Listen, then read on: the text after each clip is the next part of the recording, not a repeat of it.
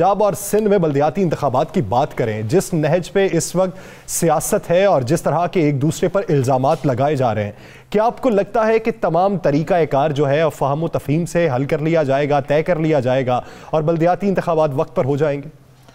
बिस्मिल्लाहिर्रहमानिर्रहीम। अस्सलातु वस्सलामु अलैका या सय्यदी या रसूल अल्लाह, अस्सलातु वस्सलामु अलैका या सय्यदी या हबीब अल्लाह। या सर बिल्कुल नहीं।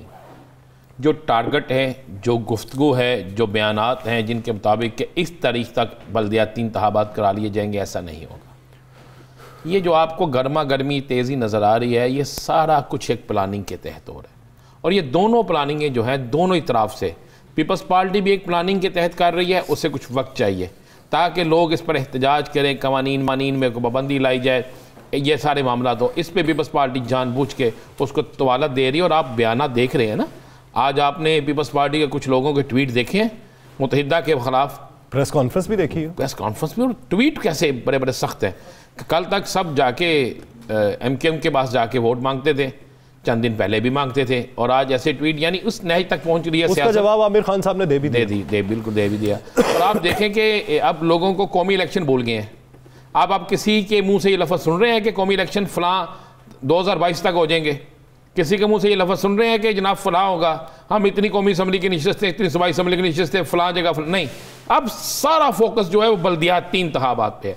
जैसे सियासी जमातें ये तस्वर कर चुकी हैं कि अब हमें बल्दियाती इंतखाबात को अपना खारा बनाना है, इसके रिजल्ट के बाद हमने कौमी सियासत के रिजल्ट की तरफ देखना है। या सर, ना पीपल्स पार्टी ना तहरीक इंसाफ और दोनों सियासी जमातें, चूंकि मैं हुक्मरान जमातों की बात कर रहा हूँ ना, पीपल्स पार्टी सिंध में और वफाक में और पंजाब में, ये दोनों किसी सूरत में भी फौरी इंतखाबात कराने के मूड में नहीं। लेकिन क्या वजह है राना साहब? PTI KP में तो इंतखाबात करवाने की हामी है, पंजाब में क्यों? KP में तो शुरू हो गया ना जी 19 से।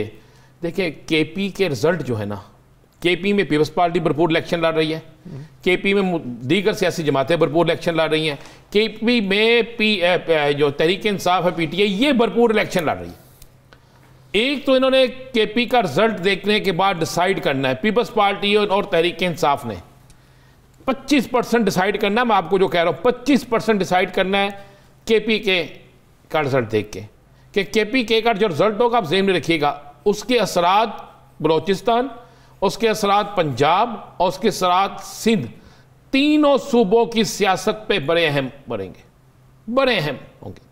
अब पीपल्स पार्टी भी यही इंतजार कर रही है, इसलिए ये लड़ाई तेज हो गई है कि वो मजीद चाहेंगे लड़ाई तेज हो, ताकि ऐसे हालात पैदा हो, अदालतों में केस चले जाएं, फिर तवालत तवालत तवालत तवालत ये होता जाए। यही काम जो है वो तहरीक इंसाफ पंजाब में करेगी और ये कर भी रही है। और पंजाब में उन्होंने जैसे कह दिया है, मैं अभी आपको उसकी असल हकाइक की तरफ भी लेके जाऊँगा। अब ये देखेंगे KP के असम्बली के नताइज। आज के दिन तक वहां पर यह कहा जा रहा है कि जी 50% PTI है और 50% पे अदर जमातें जितनी हैं, यानी बराबर की सतह पर PTI अकेली, अदर जमातें जो है सारी मिलके वो 50% पे जा रही हैं। अब कल का रिजल्ट क्या होता है, परसों का क्या होता है, इससे अगले दिन आने वाले हर रोज़ बल्दियाती इलेक्शन का जो होता है ना कैंपेन, उसके रद्द-ए-अमल, उसकी अच्छाई बुराई, ये हर रोज़ चेंज होती है। राना साहब, आप काफ़ी दिन से एक बात ये कर रहे हैं कि KP के जो रिजल्ट होंगे वो मजमूई तौर पे दीगर सूबों के रिजल्ट पे भी असरअंदाज होंगे, लेकिन हम ये भी जानते हैं कि बरादरीज़म भी हर जगह पे है, हर तरह का वोट बैंक जो है वो मौजूद है हर जगह पे, कुलिया हर जगह अलग होता है। तो 5 से 7, 8, 9, 10% भी लगा लें, इतना फ़र्क पड़ेगा? इससे मेजॉरिटी पे आप फ़र्क पड़ता देख रहे हैं? जी बिल्कुल, मैं बताता हूँ। हम जिस मीडिया में बैठे हैं, उसके बाद जो सोशल मीडिया है, जब एक रिजल्ट आता है ना कि पूरे मुल्क में महंगाई है, और ख़ासकर ये आता है जनाब फलां जगह तो आटा इतने रुपये सस्ता मिल रहा था, इतने का मिल रहा था, KPK में बहुत महंगा मिल रहा था।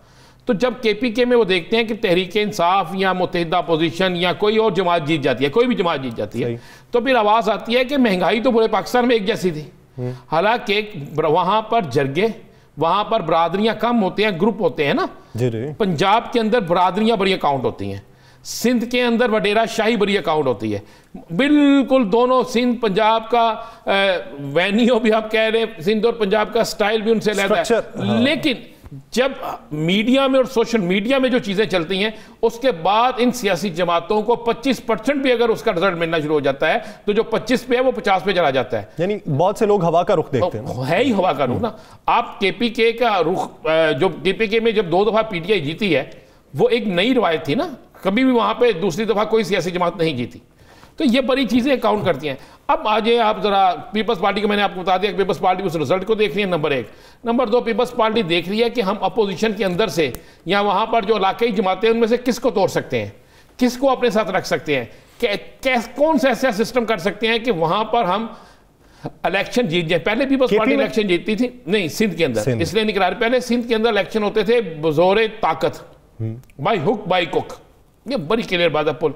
अब सोशल मीडिया, अब मीडिया, इन चीज़ों की वजह से वहाँ पे बड़ी तंगी होगी। मौलाना फजल रहमान अपोजिशन में होने के बावजूद उन्हें टफ टाइम वहाँ देने की कोशिश करेंगे, नॉन लीग उनका वहाँ पे टफ टाइम देने की कोशिश करेगी, पीटीआई है, एमक्यूएम है। अब वो जानबूझ के लेट कर रहे हैं ताकि जितना डिले होगा उतना वो समझते हैं कि हमारे लिए हालात साजगार होंगे। अब आ जाए पंजाब की तरफ।